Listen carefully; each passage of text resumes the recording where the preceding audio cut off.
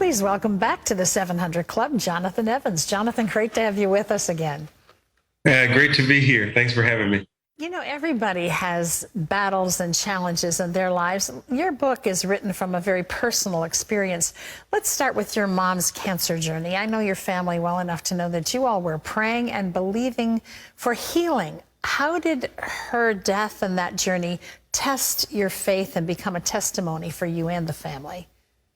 Well, definitely. That's a great question. I mean, when you're praying, we had people walking around our house like the walls of Jericho trying to knock the cancer down, people praying all over not only the city and state, but also the world. And so we just believed that what the word said, and we knew all the scriptures, and we were doing it by the book, that God would come through and show up. So for her to die was very hurtful to us. I remember having really conversations with God with an unveiled face, for sure. I really went after him. I was angry.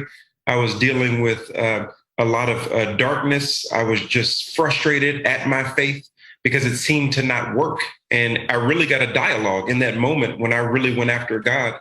And God said, "You're operating as if you don't understand my victory. When you understand my victory, then you don't mourn as those with no hope. You have to not go away from your training simply because you're facing a trial." And that's what most people do. He said, "You asked for your mom to be healed in your prayer.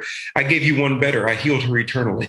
You asked for her to be taken care of. I gave you one better. She's taken care of eternally. You asked for her to have life. I gave you one better. I didn't resuscitate her. I resurrected her. She'll never die again. I gave you what you asked for, much greater than what you asked. But because you let your trial be a blindfold to my triumph, you're not seeing the victory clearly."